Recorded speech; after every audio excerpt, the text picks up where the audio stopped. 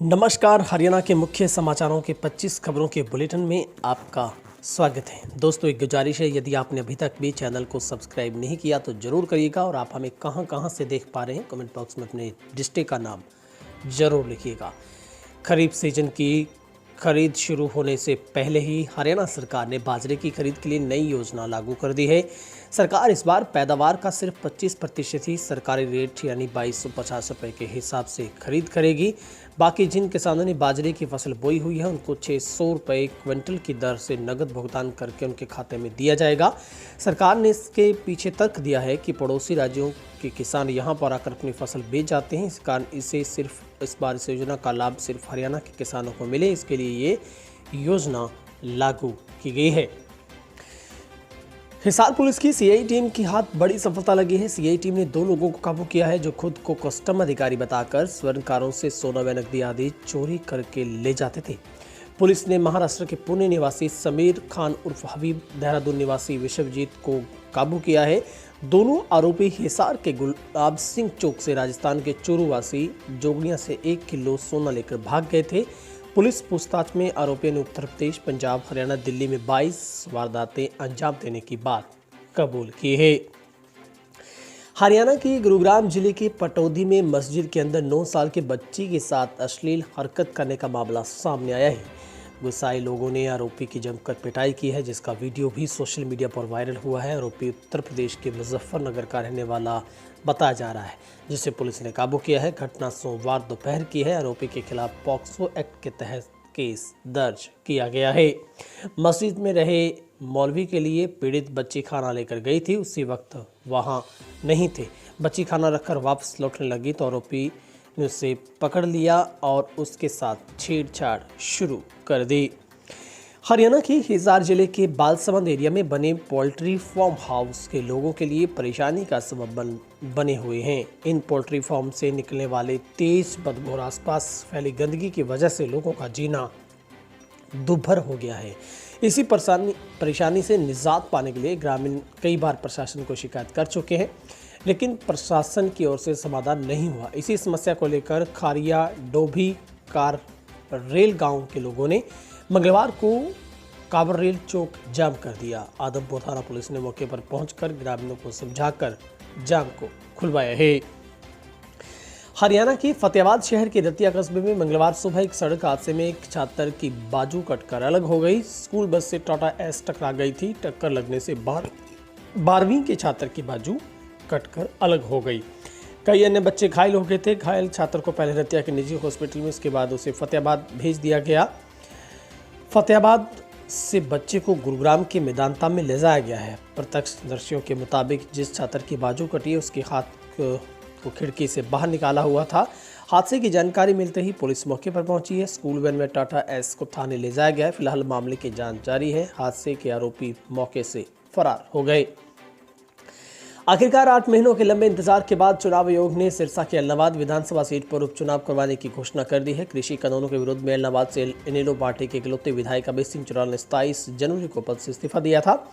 इसके बाद से सीट लगातार खाली थी। शेड्यूल के मुताबिक 8 अक्टूबर तक विधायक पद चुनाव के लिए नॉमिनेशन फाइल किया जा सकेगा।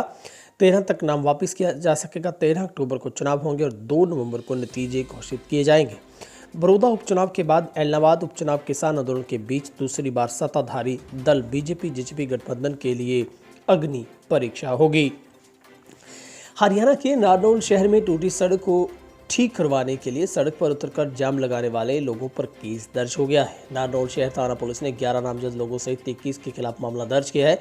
दरअसल किला रोड से नागरिक हॉस्पिटल की तरफ जाने वाली सड़क को सोमवार को स्थानीय लोगों ने सीआईए मोड़ के पास जाम कर दिया था। जाम की सूचना के बाद पुलिस मौके पर पहुंची थी, लेकिन पुलिस के कहने के बावजूद भी लोगों ने जाम नहीं खोला था। हरियाणा के इंदिरा गांधी विश्वविद्यालय मीरपुर के विश्वविद्यालय शिक्षण विभागों के विभिन्न कोर्सों में वनस्पति विज्ञान, जंतु विज्ञान, जैव प्रौद्योगिकी, पर्यावरण विज्ञान, गणित और गणित के साथ कंप्यूटर विज्ञान, अंग्रेजी में प्रवेश परीक्षा पास अंकों के न्यूनतम 30 अंक प्राप्त करने की शर्त को घटाकर 10 अंक अब आवेदकों के लिए 9.5 अंक कर दिया गया है। जहां पर शैक्षणिक सत्र 2021-22 के लिए दाखिले हेतु एमएमसी भौतिक में प्रवेश परीक्षा पास अंकों के न्यूनतम 30 अंक प्राप्त करने की शर्त को घटाकर 15 अंक कर दिया गया है। हरियाणा की गृह मंत्री अनिल विज की तबीयत एक बार फिर खराब हो गई है। वे रूटीन चेकअप के लिए दिल्ली एम्स गए थे। इसी दौरान उन्हें सांस लेने में तकलीफ के चलते एम्स हॉस्पिटल में भर्ती करवाया गया। फिलहाल डॉक्टरों की निगरानी में है। गृह मंत्री विज ने मीडिया को कोऑर्डिनेटर विजेंद्र चौहान ने बताया कि सोमवार को रूटीन चेकअप के लिए विज एम्स दिल्ली गए थे। ऑक्सीजन लेवल कम होने के कारण उन्हें फिर भर्ती किया गया है। बारिश की वजह से जिन किसानों की फसल बर्बाद हुई है उन्हें स्पेशल गिरदावरी और प्रधानमंत्री बीमा फसल योजना से मिलने वाले लाभ से भरपाई का इंतजार है।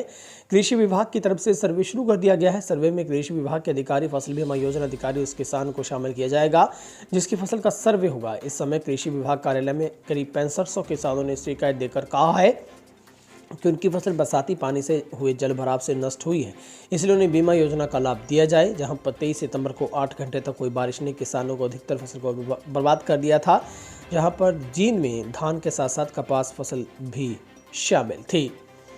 5 महीने बाद रोहतक नगर निगम हाउस की बैठक मंगलवार शुरू होते ही पार्षदों ने भ्रष्टाचार का आरोप लगाते हुए मीटिंग का बहिष्कार कर दिया। नगर निगम कार्यालय के बाहर धरना शुरू कर दिया। धरने में senior deputy mayor Raj Kamal Sehgal और डिप्टी मेयर अनिल कुमार भी बैठे हैं। आपको बता दें कि बीजेपी के सभी पार्षदों की बैठक शाम तक चली। इसमें सभी एजेंडों पर चर्चा हुई। किस तरह पास करवाया जाना है इसको लेकर रणनीति बनाई गई, लेकिन मंगलवार को रणनीति काम नहीं आई। इस बार कपास के भाव तेज होने से किसान की फसल किसानों की बल्ले बल्ले करेगी। इन दिनों कपास जो मंडी में आ रही है वो 6700 रुपये प्रति क्विंटल के आसपास अब मिल रहे हैं। कपास खरीदारों का मानना है कि आने वाले दिनों में कपास आ रही है, उसमें नमी है। अब ऐसे में सीजन शुरू होगा तो कपास के भाव में तेजी आएगी। पिछले साल इन दिनों 5600 रुपये प्रति क्विंटल के हिसाब से किसानों को मिल रहे थे। इस बीते साल की अपेक्षा 1000 रुपये प्रति क्विंटल भाव अधिक किसानों को मिल रहे हैं। उधर सिरसा के डब्बवाली उपमंडल नागरिक हॉस्पिटल में भेजे गए 14 सैंपलों में से 4 डेंगू की होने की पुष्टि हुई, जिसमें से 3 डब्बवाली शहर, चौथा ग्राम डौरंग से संबंधित है। केवल डब्बवाली शहर में डेंगू मरीजों का आंकड़ा 27 पर पहुंच गया है। शहर में नए मरीज अब जो मिले हैं वो कई इलाकों से संबंधित हैं। वहीं डब्बवाली में बनाए गए 25 बेड डेंगू वार्ड में दाखिल संदिग्ध 2 मरीजों को बेहतर उपचार के लिए सिरसा के सामान्य हॉस्पिटल में रेफर किया गया है। महिलाओं की सुरक्षा खतरे में है। उत्तर प्रदेश में हर दिन इस तरह के कृत्य को दबाने का वहां की सरकार काम कर रही है। कांग्रेस पार्टी राहुल गांधी के नेतृत्व में पहले दिन किसानों के पक्ष में खड़ी है। ये जो बात है कांग्रेस प्रदेश अध्यक्ष कुमारी शैलजा ने महिला कांग्रेस द्वारा आयोजित महिला पंचायत में कही है। उन्होंने महारानी लक्ष्मीबाई, कमला नेहरू, जिनत महल, एनी बसंत, सरोजनी नायडू आदि महिलाओं के नाम लेकर महिला सशक्तिकरण के लिए महिलाओं को आगे आने की बात कही। हर क्षेत्र में महिलाओं की भागीदारी सुनिश्चित होनी चाहिए। इलाहाबाद उपचुनाव घोषित होने के बाद जन नायक जनता पार्टी के संरक्षक डॉक्टर अजय सिंह चौटाला ने कहा है कि बीजेपी जेजेपी मिलकर उपचुनाव लड़ेगी, इस चुनाव में जीत दर्ज करवाएंगे। मीडिया से बातचीत में उन्होंने कहा कि कार्यकर्ताओं से मंथन व दोनों पार्टी के विचार विमर्श के बाद होगा। इलाहाबाद को अपना गढ़ बताए जाने के संबंध में उन्होंने प्रजातंत्र में गढ़ किसी के नहीं होते, पहले राजा महाराजाओं के गढ़ होते थे, प्रजातंत्र में अब जनता जनार्दन के गढ़ है और ये जनता फैसला करेगी। अजय सिंह चौटाला द्वारा मतदाताओं के बीच जाए बगैर ही उन्हें मतदाताओं द्वारा जितवाने संबंधी बयान पर उन्होंने कहा कि इन्हें लोग नाक रगड़ कर अब इन चुनाव में वोट मांगेगी। मंगलवार को सीमावर्ती हरियाणा पंजाब के 8 गांव के ग्रामीणों की ओर से डब्बवाली की 200 से ज्यादा पुलिस चौकी का घेराव किया गया। आरोप लगाया गया है कि चौकी में तैनात स्टाफ की नशा तस्करों से मिलीभगत है। सरेआम नशा तस्कर चौकी में आते हैं, कर्मचारियों के साथ ताश खेलते हैं, रात को स्टाफ उनके घर सोता है। इसी वजह से पुलिस तस्करों को पकड़ने नहीं जाती। गांव 200 से ज्यादा नशे का गढ़ बन चुका है। बदनामी का दाग कैसे मिटाएंगे? इसी के चलते भविष्य में उनके गाँव में कोई रिश्ता नहीं करेगा। इसी वजह से पुलिस चौकी है। ग्रामीणों ने पुलिस चौकी को खत्म करने की मांग की और चौकी खोलने से उम्मीद बंधी थी कि नशे की रोकथाम होगी, मगर ऐसा नहीं हो पाया। इलाहाबाद उपचुनाव का ऐलान हो गया है। इसी बीच बीजेपी से 2 बार चुनाव लड़के कांग्रेस में शामिल हुए पवन बेनीवाल का कहना है कि अगर कांग्रेस पार्टी ने उन्हें टिकट दी तो वो जरूर चुनाव लड़ेंगे। पवन बेनीवाल ने कहा है कि इस बार चुनाव में कांटे की टक्कर होगी। इन लोगों को जो चुनाव में अपनी जीत को लेकर इतना कॉन्फिडेंट है उस पर पता लग जाएगा। पवन बेनीवाल ने सिरसा में मीडिया से बातचीत में कहा कि अगर मुझे टिकट न मिली तो भी कांग्रेस का सच्चा सिपाही बनकर प्रचार करूंगा। हरियाणा कांग्रेस अध्यक्षा कुमारी सैलजा का कहना है कि इलाहाबाद में उपचुनाव नहीं होना चाहिए था। वहां की जनता ने प्रतिनिधि चुन लिया था, लेकिन उन्होंने अपना इस्तीफा दे दिया। वहीं सैलजा ने कहा कि इलाहाबाद उपचुनाव में कांग्रेस के प्रत्याशी की जबरदस्त जीत होगी। पंजाब में फिर से कांग्रेस की सरकार बनेगी। यमुनानगर में आयोजित कार्यक्रम में भाग लेने पहुंची हरियाणा कांग्रेस प्रदेश अध्यक्ष कुमारी सैलजा ने कहा है कि इलाहाबाद उपचुनाव क्यों हो रहा है, ये उपचुनाव होना ही नहीं चाहिए था, क्योंकि वहां की जनता ने अपना प्रतिनिधि चुन लिया था। इलाहाबाद उपचुनाव की तारीख के ऐलान के बाद जेजेपी के राष्ट्रीय अध्यक्ष अजीत सिंह चौटाला ने कहा है कि अभी तो उपचुनाव की तारीख का ऐलान हुआ है, जल्द ही बीजेपी के साथ बैठक कर चर्चा की जाएगी।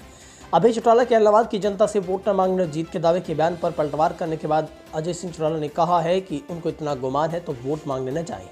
अजय चौटाला ने कहा कि ये घर घर जाकर वोट मांगेंगे, नाक भी रगड़ेंगे। हरियाणा के जींद जिले की बरवाला ब्रांच नहर से 2 शवों को बरामद किया गया है, जिनकी अभी पहचान नहीं हो सकी। पुलिस ने इन बाबत अज्ञात लोगों के खिलाफ हत्या का मामला दर्ज किया है, जहां पर गड्ढी थाना क्षेत्र के उजाना गांव से नहर में ये शव पीछे से बहकर पहुंचे। बताया जा रहा है कि राहगीरों ने शव देखकर इसकी सूचना पुलिस को दी थी। निजी हॉस्पिटल में प्रसव के दौरान डॉक्टरों की लापरवाही के चलते एक महिला की मौत का मामला सामने आया है, जहां पर हैरानीजनक बात यह है कि हॉस्पिटल में महिला का प्रसव करवाया गया, उसका कोई लाइसेंस ही नहीं है। ये आरोप मृतका के परिजनों ने लगाए हैं। घटना के बाद हॉस्पिटल के सभी डॉक्टर और स्टाफ फरार हो गए हैं। वहीं पुलिस ने परिजनों की शिकायत के आधार पर हॉस्पिटल संचालक और प्रबंधकों के खिलाफ फर्जी डिग्रियों के आधार पर हॉस्पिटल का संचालन और महिला की हत्या के आरोप में मामला दर्ज कर लिया है। वहीं पर डबवाली के देसुजोदा गांव में 8 गांवों के घिराव के बाद सिरसा एसपी की ओर से बड़ा संज्ञान लिया गया, जहां पर चौकी प्रभारी सहित 3 पुलिसकर्मियों का तुरंत प्रभाव से तबादला किया गया है और इसके साथ ही चौटाला व गोरीवाला पुलिस चौकी के तमाम पुलिसकर्मियों को भी बदला गया। कुल मिलाकर 22 पुलिसकर्मियों के जो तबादले हैं वो किए गए हैं। फिलहाल हरियाणा की फटाफट 25 खबरों में इतना ही। यदि आप पहली बार आए हैं, अभी तक हमारे चैनल से नहीं जुड़े, तो सब्सक्राइब जरूर करिएगा। बहुत बहुत शुक्रिया, आपका दिन शुभ रहे।